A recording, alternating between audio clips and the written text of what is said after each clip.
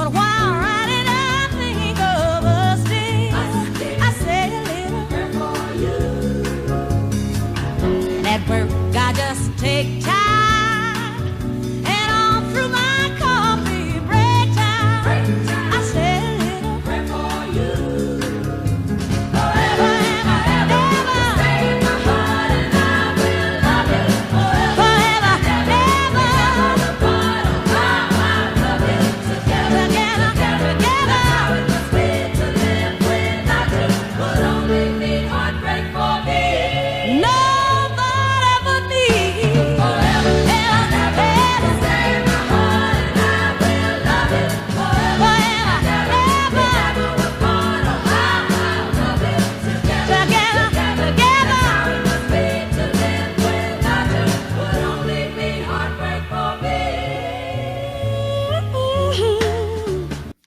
Bom, chegamos então ao refrão agora dessa música. Forever and ever you stay in my heart, and I will love you. Forever and ever we never will part. Oh, how I love you. Together forever, that's how it must be. To live without you would only be heartbreak for me. Ok? Bom, temos aqui então, eu vou destacar nesse slide essa primeira parte. Forever and ever you stay in my heart, and I will love you. Forever and ever we never will part. Ok? Vou destacar aqui para nós os verbos, né, desse trecho todo, mas como eu falei, apenas essa parte aqui escurecida que será analisada nesse slide. Temos então, you will stay in my heart, you will stay in my heart, e aqui eu quero destacar que na música, a pedaço nesse trecho, o you will foi contraído, então nós temos you.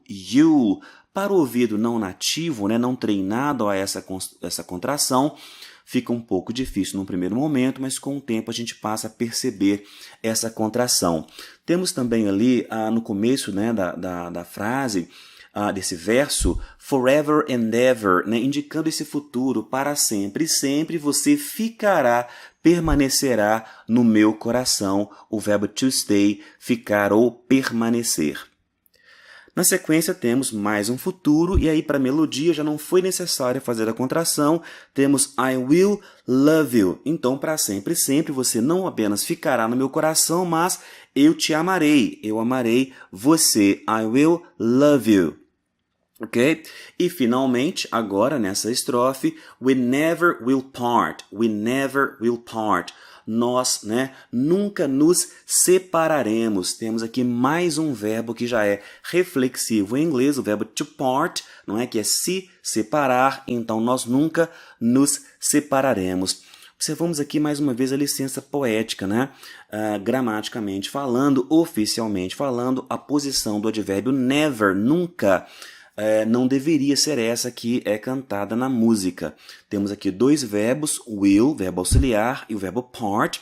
Quando temos mais de um verbo na frase, o advérbio deve ir depois do primeiro verbo. Então, né, gramaticamente falando, deveria ser we will never part. Mas, como eu falei, licença poética, na música pode tudo. E aqui, então, para o benefício da melodia, foi cantada, né, desta maneira. Ok? Continuando, então, a segunda parte do refrão, ok? Temos agora, oh, how I love you, together forever, that's how it must be, to live without you would only be heartbreak for me. Então, temos aqui os verbos em destaque e vamos à análise das frases. Primeira frase, então, nós temos aqui nesse segundo trecho, I love you. Na verdade, dentro da música, how I love you. Quero demonstrar para vocês primeiro que esse I love you é o velho e bom eu amo você. Não é? Colocando esse how aqui no começo, a ideia é o quanto. Olha o quanto eu amo você. How I love you. Okay? Together forever. E agora a segunda expressão. That is how it must be. That is how it must be. Dentro da estrofe, né, dentro da melodia da música, pegamos that is e fizemos a contração. That's. Assim é, isso é, na verdade, como deve ser. How it must be. Como deve ser. Observamos então que no complemento dessa frase temos uma outra oração. deve ser. It must be. A presença do it, porque em inglês eu não posso deixar esse verbo sem sujeito, né? Em português eu diria simplesmente como deve ser. Em inglês, how it must be. Porque eu preciso dar aqui uma sustentação para esse verbo, então sou obrigado a usar esse sujeito, que para nós fica vazio, fica sem função nesta frase. Continuando. To live without you would only be heartbreak for me. Então, viver sem você, to live without you, would only be, seria tão somente, né, um desgosto para mim. Muito importante, então, aqui o uso dessa expressão heartbreak, que é um desgosto, é o coração quebrado, né? Ou uma quebra do coração, um desgosto para mim, um desgosto que é representado aqui pela quebra do meu coração, heartbreak. Would only be seria tão somente uma quebra ou um desgosto para mim. Né? Mais uma licença poética aqui, né? Gramaticamente falando, no começo aqui dessa frase, deveríamos ter aqui o verbo na forma ing, living without you, né? A substantivação do verbo viver sem você, o ato ou a condição de viver sem você, que é o sujeito do verbo aqui, would only be heartbreak for me. Ok? Então, viver sem você seria tão somente um desgosto enorme para mim. Continuando. Muito bem, então, continuando nossa análise, temos aqui mais uma estrofe. I run for the bus, dear. While riding, I think of us, dear. I say a little prayer for you. Bom, pessoal, eu peguei aqui nessa letra, né, da composição original, copiei lá na internet e trouxe para vocês aqui com a pontuação original, exatamente como foi colocado lá. Então, não é uma aula que eu estou preocupado em falar sobre pontuação com vocês, eu vou simplesmente apresentar aqui da mesma maneira como vocês vão encontrar lá se pesquisarem. Verbos dessa estrofe: I run, riding, I think, I say. Ok? Vamos observar então, temos aqui o verbo to run, correr. To ride, que serve para indicar andar, no caso de ônibus, não é? Então, quando eu estou num veículo, qualquer veículo em que eu não estou conduzindo, não sou o motorista ou condutor deste veículo, eu posso usar o verbo to ride. Por exemplo, to ride the bus, to ride a train, to ride in a car, não é? Desde que eu não seja o condutor do carro, se eu estou de carona ali, então eu posso usar o verbo to ride para andar neste veículo. Como eu disse, nessa estrofe, o andar de ônibus. Temos ainda os verbos to think, pensar, e o verbo to say, dizer. Vamos lá?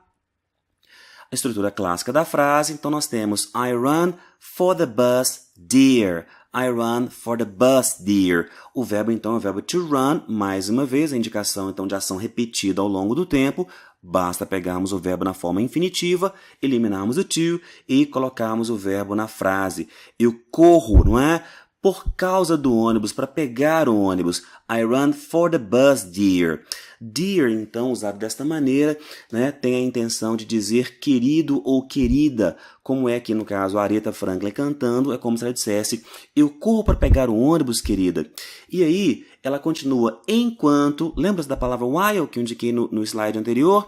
Enquanto, while, eu estou, não é? Eu estou, então, andando de ônibus, que ela suprime tanto eu estou quanto a palavra ônibus, porque é óbvio pelo contexto, não é?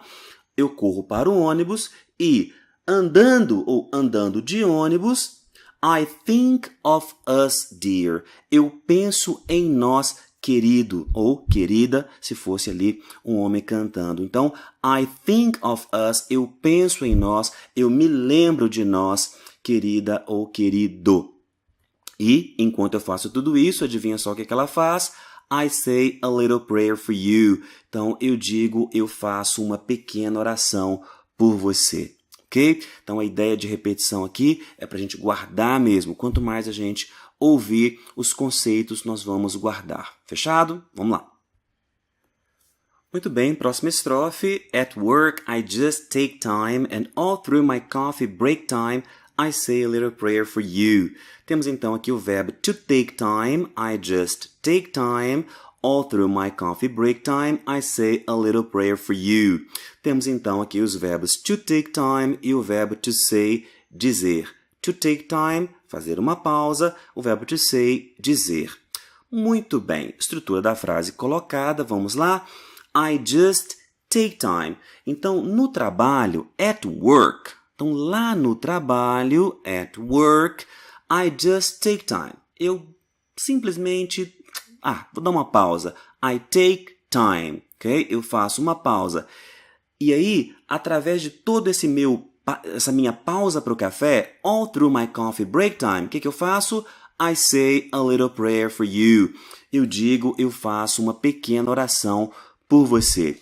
Quero voltar aqui, né? Aproveitar que tem poucos verbos essa estrofe e analisar aqui essa expressão all through.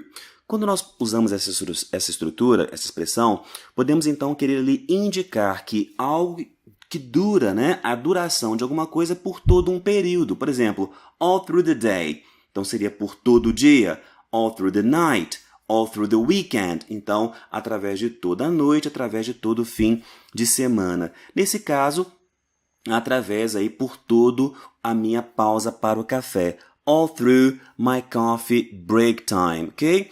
My coffee break time é minha pausa para o café. Break time é uma pausa, um período de pausa, um período de interrupção. Nesse caso, a pausa ou interrupção para o café, ok? I just take time and all through my coffee break time, I say a little prayer for you.